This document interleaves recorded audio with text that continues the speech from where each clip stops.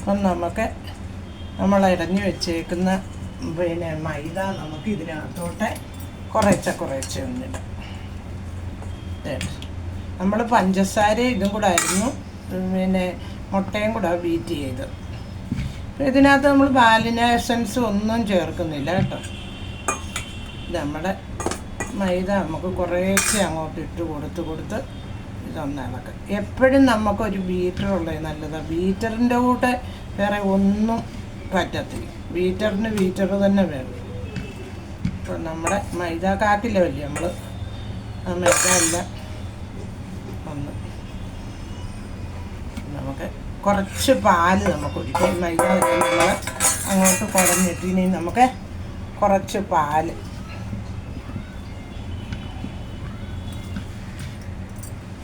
നമ്മുടെ 4 മുട്ടയില്ലേ അത് ബീറ്റ് ചെയ്തപ്പോൾ ഇത് കുറച്ചുകൂടെ ബീറ്റ് ചെയ്താൽ ഇതിലും കൂടുതൽ കിട്ടും. ഇപ്പം നമ്മൾ അധികം ബീറ്റ് കുറച്ചേ ചെയ്തു.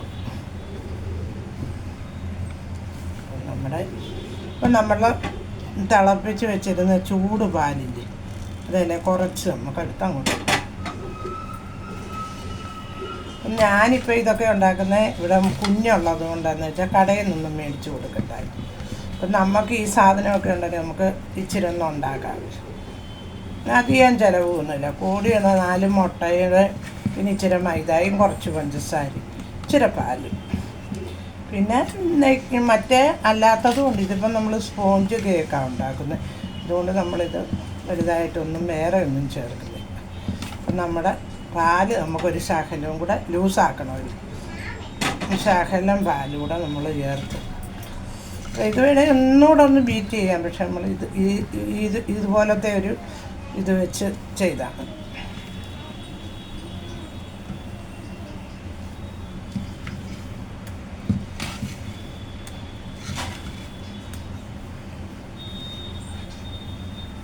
നമ്മുടെ സ്പോഞ്ച് കേക്കിൻ്റെ ബാറ്റണെല്ലാം ശരിയായിട്ട് അപ്പം നമുക്ക് ഈ പരുവത്തിൽ വേണം ഇത് എടുക്കാൻ.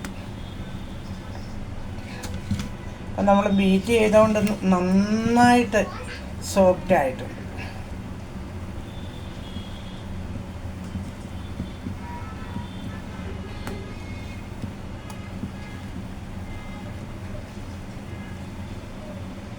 നമ്മൾ എത്ര ബീറ്ററില്ലാതെ എല്ലാവരും പറയും ഇതുകൊണ്ടൊക്കെ ഉണ്ടാകും. പക്ഷേ ഒരിക്കലും നമ്മൾ ബീറ്റർ കൊണ്ടുണ്ടാക്കുന്ന പോലും മറ്റേ ഇത് വെച്ച് പറ്റത്തുമില്ല, ഒട്ടും ശരിയാവത്തില്ല. അപ്പോൾ ഞാൻ ഓവൻ ചൂടാക്കാൻ വെച്ചിട്ടുണ്ട്. നമുക്ക് ഇതൊന്ന് ഇതിനകത്തോട്ട് ഒഴിക്കും.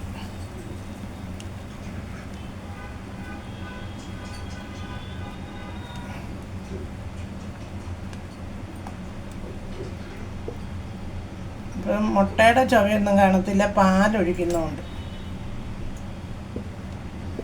നമ്മളിതെല്ലാം ഒന്ന് വടിച്ച് നമുക്ക് ഇതിനകത്തൊട്ടും വേസ്റ്റായി പോകണ്ട. അപ്പം ബേക്കിംഗ് സോഡയും ബേക്കിംഗ് പൗഡറും ഒന്നുമില്ലാത്ത നമുക്ക് മുട്ടയും പാലും പഞ്ചസാരയും പിന്നെ മൈദയും കൂടെ ഉള്ള ഒരു സ്പോഞ്ച് കേക്ക്. അപ്പം നമുക്ക് ഇതൊന്നിങ്ങനൊന്ന് ടപ്പ് ചെയ്ത് വെക്കാം. ഇങ്ങനെ കുറച്ച് വെക്കണം. എന്ന് വെച്ചാൽ നമ്മളിങ്ങനെ ആയാലും മതിയൊന്ന് ചെയ്ത് വെക്കുമ്പോഴത്തേക്ക് നമ്മുടെ ഈ കേക്കെല്ലാം നല്ല.